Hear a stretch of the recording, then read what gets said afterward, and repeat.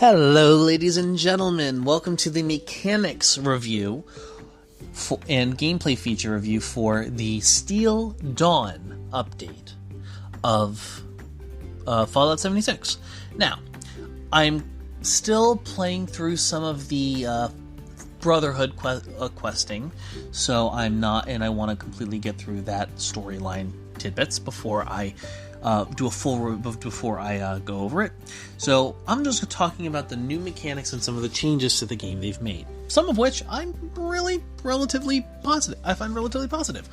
So one of the first things I'll say is the fact that they changed the way hunger and thirst works is amazing. You can effectively ignore it.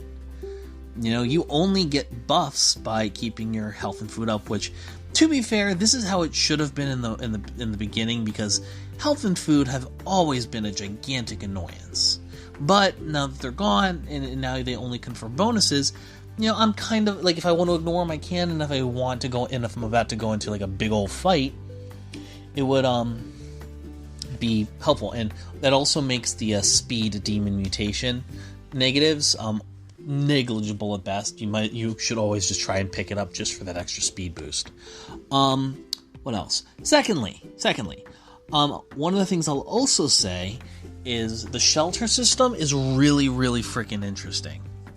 You know, I mean, I'm a Fallout First member, guilty as fucking charged, sue me.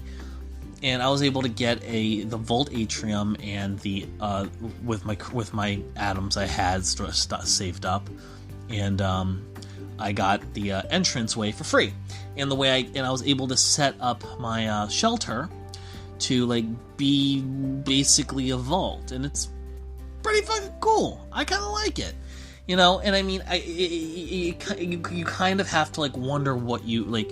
You know, I've been building lean for so long. You know, it's going to be really interesting to see what I'm able to actually build with the shelters in question.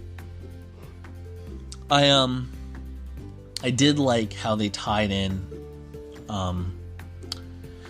the OG nuclear winter story stuff from, you know, with Zax and all that. And I know all the stories behind it, and it's it just feels insidious, you know, knowing like everything that went on in Vault 51, and it's creepy. But I digress. I will say from mechanical changes are really nice. One of the things I'm not a fan of is the fact that all of the what are they called? The leveling. You know, and when I say leveling, I mean when you go into an area, the highest that an enemy would be is maybe 68, maybe 69 on the highest, you know. And it was, I mean, going into areas was relatively difficult, but then other areas that were underleveled, and that's fine.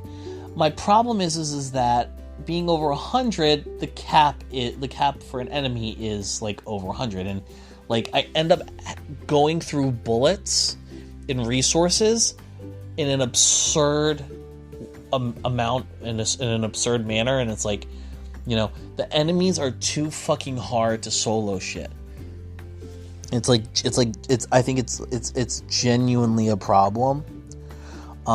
Do I think there's anything that can be done about it per se? I don't know. I would think that, like, for general roaming, make the average enemy like level 60, like or maybe below 70, like it used to be.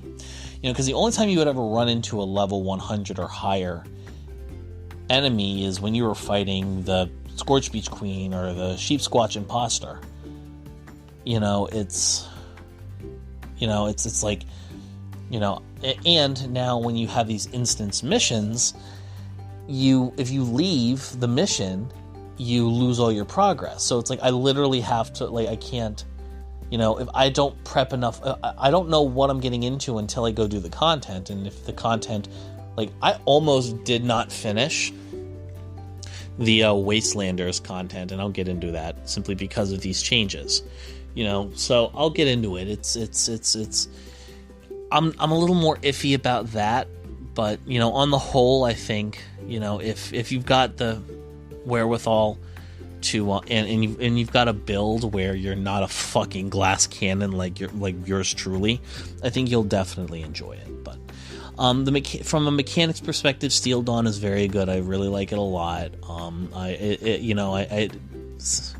I don't know. I feel like I'm going to do another video on like some of the changes of Fallout 76 that, you know, it doesn't feel as communal as it used to be, but I'll get into that in another episode. So this is the mechanics review for Steel Dawn. Thank you for listening, and we will see you guys next time.